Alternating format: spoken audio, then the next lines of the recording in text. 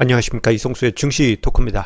자, 어제 장 마감 이후에 제가 금융투자협회 통계 페이지를 봤다가 깜짝 놀랄 통계 자료를 봤습니다. 자, 고객 예탁금이 단 하루 만에 6조 원 이상 폭증한 그러한 모습을 확인했는데요. 자, 이렇게 고객 예탁금이 6조 원 이상 폭증한 선례는 그렇게 많지가 않습니다. 자, 어떻게 보면은 이 돈들이 과연 어디서 왔는가? 이 부분이 미스테리가 아닐 수 없는데요. 자, 오늘 증시 토크에서는 이 부분에 대해서 저는 그것을 알고 싶었습니다. 예. 자, 오늘 증시 토크 속에서 저 자금의 성격이 어디서 왔고, 그리고 주식시장에 어떤 영향을 미칠지 함께 생각해보는 시간을 가져보도록 하겠습니다. 자, 앞서 언급드린 대로 자, 어제 공시된 그저께 기준 11월 16일 기준 고객 예탁금은요. 자, 62조 8,398억 원. 예. 으로 해서 6조 원 이상 어제 단 하루에 폭증했습니다. 이게 이제 11월 16일 기준이니까 금요일에서 월요일 넘어오는 사이에 예, 고객 예탁금이 이렇게 크게 증가한 것입니다. 자, 생각해 보면 자, 올해 초 28조 5,195억 원의 고객 예탁금에서 11월 16일에 62조 원대로 급증한 고객 예탁금은 이거 2배 이상 급증한 그러한 수준이라고 할 수 있겠죠. 자, 그런데요. 저렇게 큰 폭의 고객 예탁금 증가, 일간 고객 예탁금 증가, 그 자체만 보면은 올해 생각 외로 종종 있긴 했었던 현상입니다.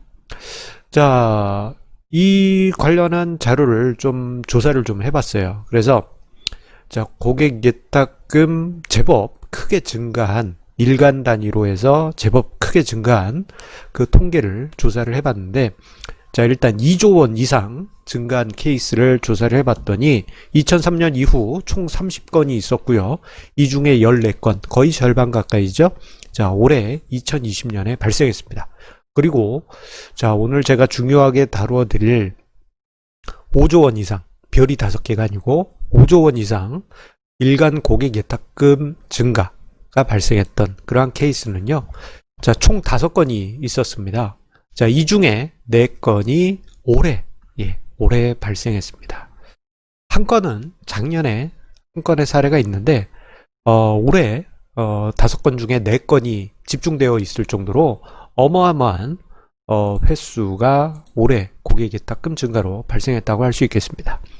자, 그 시점을 보게 되면요. 이번에 11월 16일, 그리고 10월 8일, 그리고 9월 4일, 그리고 지난 8월 31일과 작년 1월 29일이 있었습니다. 그런데 요 작년 건은 차치하고요. 올해 4건을 보도록 하겠습니다. 저 4건 안에서 재밌는 현상이 있기 때문입니다. 잘 봐주세요. 8월 31일, 그리고 9월 4일, 10월 8일, 그리고 11월 16일입니다. 요 3건의 케이스에서 여러분들 뭔가 느낌적인 느낌이 아마 오셨을 것입니다. 저때 카카오게임즈 공모할 때 아니야? 10월 8일 빅히트 공모할 때 아니야? 예, 맞습니다. 자, 올해 있었던 4번의 고객 예탁금 폭증 사례 중 3건, 8월 31일과 9월 4일, 그리고 10월 8일은 대규모 IPO가 있었던 그 공모 일정 전후였습니다. 카카오게임즈 빅히트 공모가 있었던 시기였죠. 자, 그 공모에 참여하기 위해서 순식간에 자금이 몰리면서 고객 예탁금이 폭증한 시기도 있었고, 그리고 공모에 들어갔다가 증거금이 반환되면서 일시에 고객 예탁금이 급증한 케이스도 있습니다. 자, 그래서 앞서 언급드린 요 3가지 케이스는 대규모, 엄청난 규모의 인기 있는 공모주들의 공모 전후 일시적인 자금 흐름의 왜곡이었다고 볼 수 있어요. 그런데 자, 이번에 11월 16일의 케이스에서는 엄청난 공모가 전후에 없습니다, 지금. 자, 그렇다면 이 돈들은 어디서 온 것일까요? 자, 일시적인 왜곡이었다면 어떤 인기 있는 공모주가 공모를 하면서 자금이 들어왔다가 반환됐다는 과정에 왜곡이 있었을 수 있지만 6조 원 이상 증가했는데 그 전후에 어떠한 공모도 없었다 한다면은 이거는 다른 관점에서 자금이 들어왔을 것입니다. 여러분들도 그게 궁금하실 것입니다.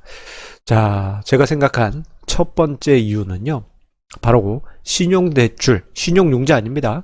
은행이나 이런 데서 이제 단기자금 빌리는 신용대출입니다. 지난주 금요일에 신용대출 억제 관련한 뉴스가 발표가 됐습니다. 그리고 장중에 돌았던 여러 가지 이제 찌라시 소문들 보게 되면은 점심까지 신용대출 받을 사람은 빨리 받아라 뭐 그런 식의 이야기도 돌기도 했었어요. 자, 어쨌거나 신용대출 억제가 발표되면서 돈이 필요한 분들이 일단 신용대출을 받고 보신 것 같습니다. 일단 끌어와서 이걸 뭐 어디에다 쓰든지 간에 뭐 원래 이 대부분 요즘 신용대출 끌어오신 분들 같은 경우 아파트 구입에 많이 쓰였었죠. 그러다 보니 이제 정부에서 신용대출에 제한을 가한 부분이 있습니다. 자, 그런데 일단은 바꿔보자. 그런데 이 바꿔봤더니 어디에 써야 될지 몰라요. 부동산에 투자하려고 봤는데 주말 사이에 계산기를 아무리 튕겨봐도 이거 뭔가 답이 이게 말끔하게 나오지 않으니 뭔가 이제 주식시장 쪽으로 일정 부분이 다 온 건 아니라고 봅니다. 일정 부분이 주식시장으로 들어온 것으로 보입니다. 만약에 이 자금이 6조 원대 고객예탁금 급증한 부분의 대부분이라고 한다면요, 이 자금의 성격을 우리가 염두에 둘 필요가 있습니다. 왜냐? 저 자금은 단기 대출을 끌어와서 주식시장에 들어온 자금이기 때문에 매우 공격적일 수밖에 없습니다. 매우 공격적이기 때문에 단기간에 승부를 봐야 되겠다라는 그런 특징이 있어요. 따라서 지난 11월 16일 그저께 고객예탁금이 6조 원 증가한 부분에 신용대출을 빨리 땡겨와서 주식시장으로 넣은 자금이 저 6조 원 중 대부분이라면 향후에 주식시장이 매우 날카롭게 움직일 수 있습니다.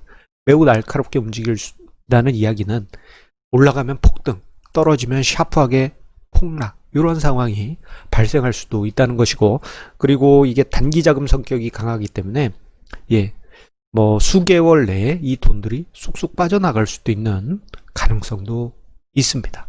자, 이 부분을 우리가 마음속에 염두에 두실 필요가 있겠고요. 그리고 두 번째로는 이거는 이제 신용대출하고는 좀 차이가 있습니다. 생각해보면 우리가 9월 달과 10월 달에 개인 투자자분들이 대주주 양도세 이슈, 그리고 미국 대선, 이것 때문에 연말에 좀 힘들 거야. 그런 좀 불안감이 있어서 자금을 일정 부분 빼가신 분들이 은근히 많이 계십니다.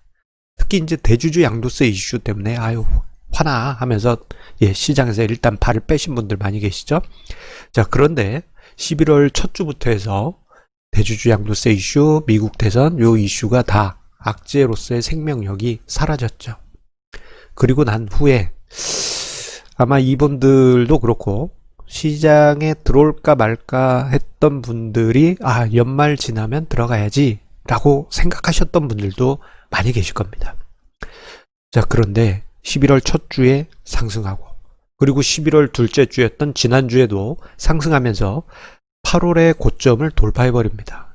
이렇게 움직였던 증시가 폭 튀면서 8월의 고점을 뚫어버린 거예요. 자, 이렇게 되면요, 투자자들의 마음이 무너져 버리게 됩니다. 이렇게 있다가 좀 이렇게 푹 빠지면 내가 밑에서 이렇게 싹 사주려고 했는데, 이렇게 하다가 이거 어떻게 이런 식의 반응이 나오는 것이죠.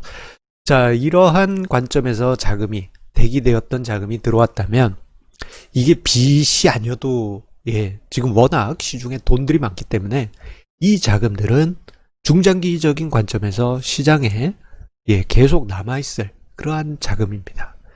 자, 이 자금이 만약에 11월 16일에 급증한 고객예탁금 6조 원 중 상당 부분을 차지한다면 이 자금으로 인해서 중장기적인 안정적인 증시 흐름이 만들어질 가능성이 있는 것이죠.